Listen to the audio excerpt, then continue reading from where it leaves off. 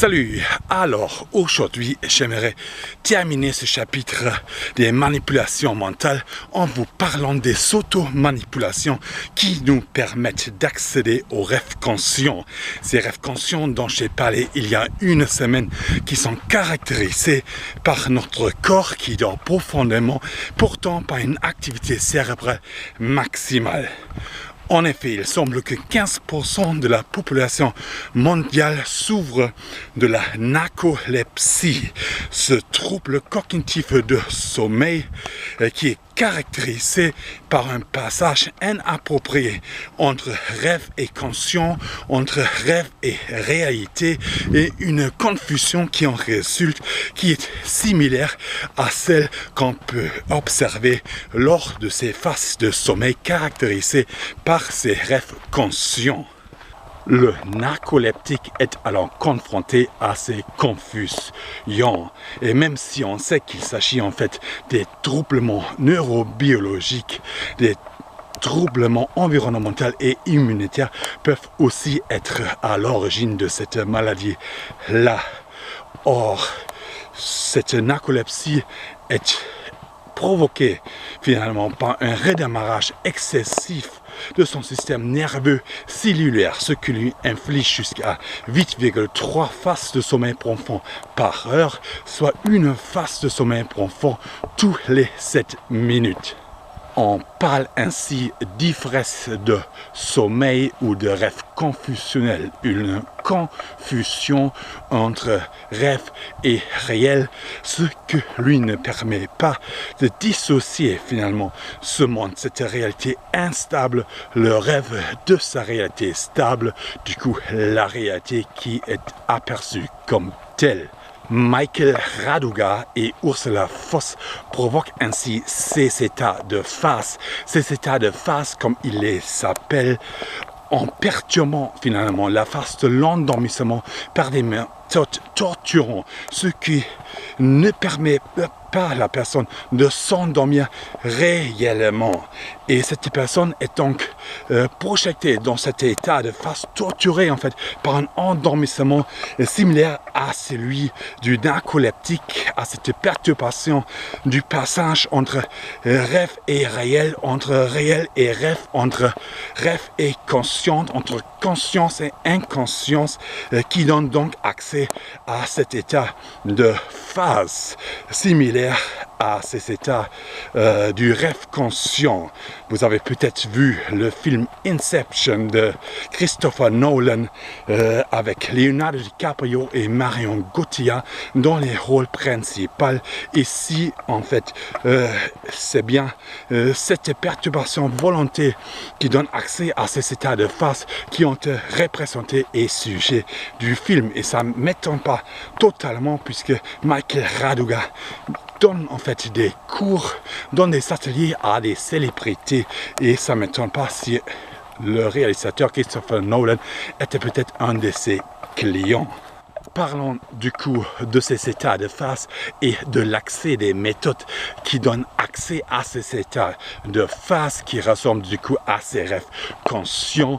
On parle donc plutôt d'une sorte d'auto-hypnose qu'un voyage astral d'un être purement vibratoire. On parle plutôt d'un trouble perceptif à la place d'une perception extrasensorielle.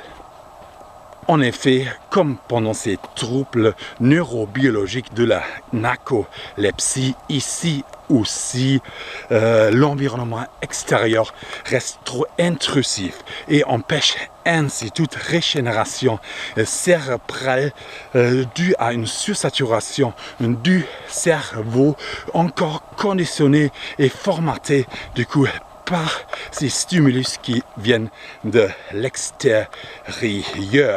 Notre régénération de notre système nerveux est alors empêchée. Le cerveau n'arrive pas à réellement s'endormir alors que notre corps dort déjà quand on soin et notre perception est ainsi troublée. Notre perception est ainsi similaire à celle du narcoleptique, en totale confusion entre la perception d'extérieur et la perception d'intérieur. Le cerveau, alors qui dort déjà, est encore réveillé et perçoit finalement des stimulus extérieurs, ce qui conduit à cette confusion totale.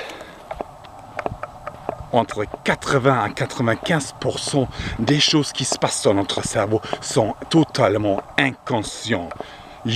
Carl Gustav Jung parle ainsi d'une inconscience collective.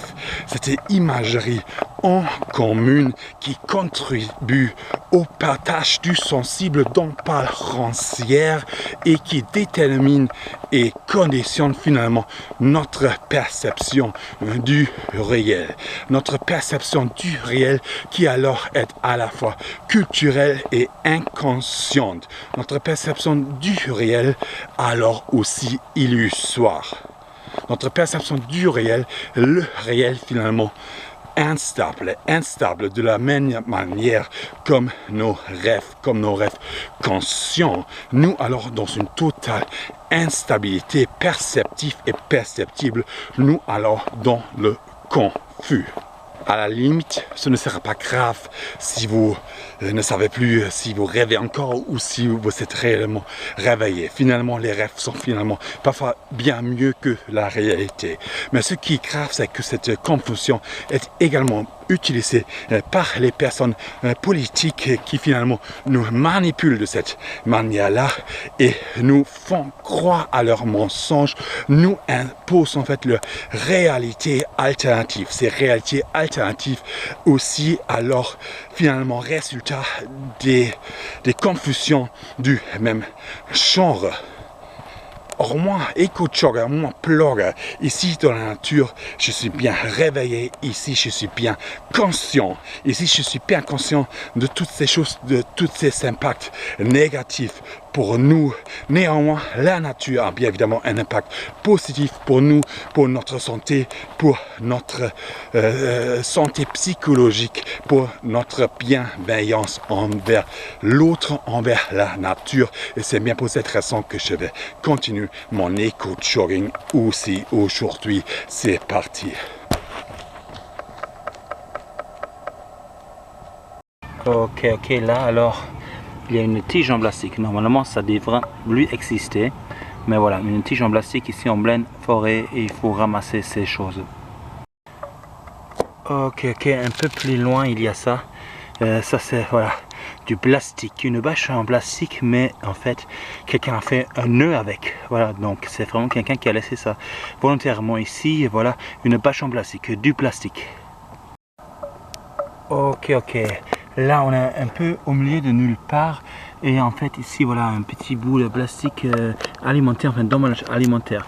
Et il y a quelques semaines, j'ai déjà trouvé ce même genre de plastique d'emballage alimentaire. Donc, en fait, je pense qu'il y a une personne qui mange ces choses-là, qui se promène régulièrement ici et qui laisse régulièrement ici ses poubelles, ses déchets, ses plastiques. Voilà, ça c'est scandaleux. Bon, moi je ramasse ça, il ne faut pas laisser ça ici.